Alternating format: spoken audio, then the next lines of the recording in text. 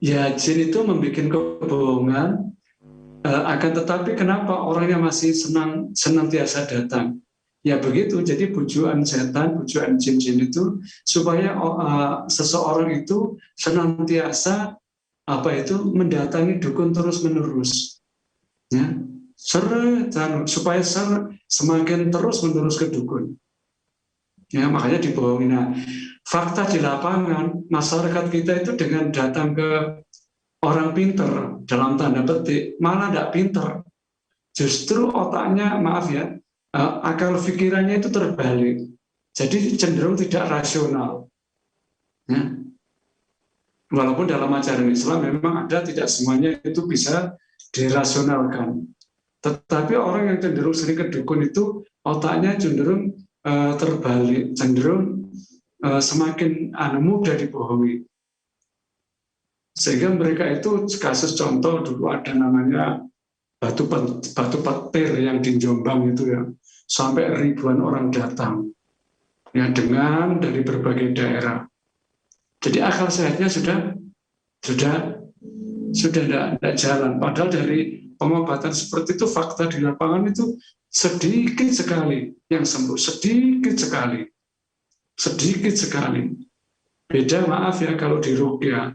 Kalau di ruqyah dengan benar, itu kecenderungan tingkat kesembuhannya Masya Allah besar sekali.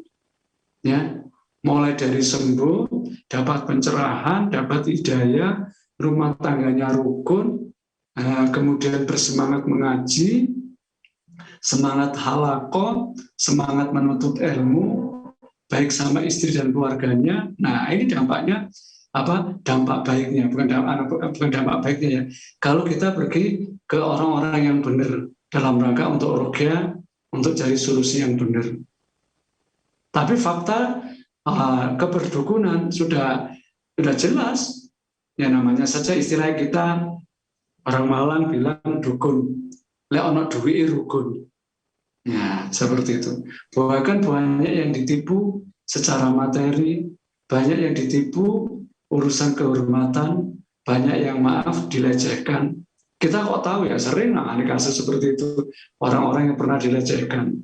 Kalau ditanyakan kenapa Mbak tidak lapor, saya takut Ustaz, nanti kalau saya tambah disihir, sudah, yang penting saya nggak kesana lagi. Nah, jawabannya gitu kan.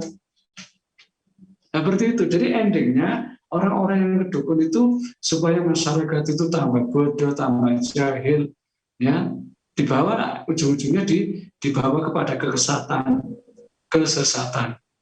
seperti itu. Dan nanti ujung-ujungnya adalah neraka, seperti itu. Jadi yang dimaunya seperti itu.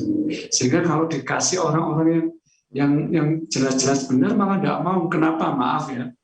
Tidak semua pejabat seperti itu, tidak semua pejabat. Ya, oknum-oknum pejabat atau orang-orang tertentu begitu.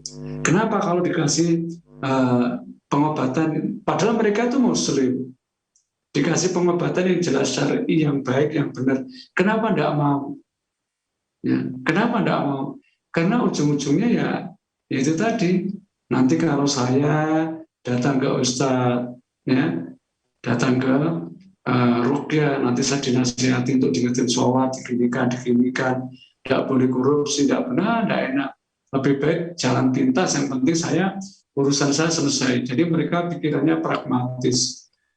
Padahal dampak-dampak dari datang ke perdukunan itu Masya Allah besar.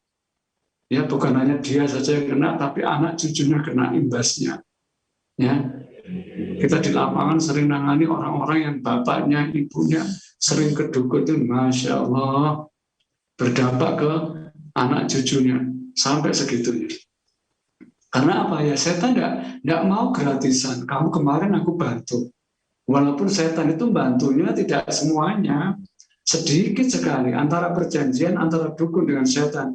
Itu perjanjian yang semu, rukun yang semu.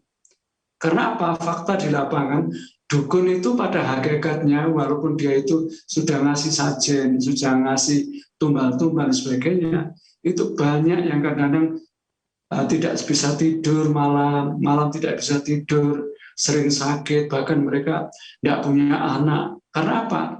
Jin itu seperti itu. Jadi kelihatannya rukun tapi perjanjian yang penuh kebencian, penuh kedengkian. Ya, seperti itu. Naudzubillah wal iyadzubillah.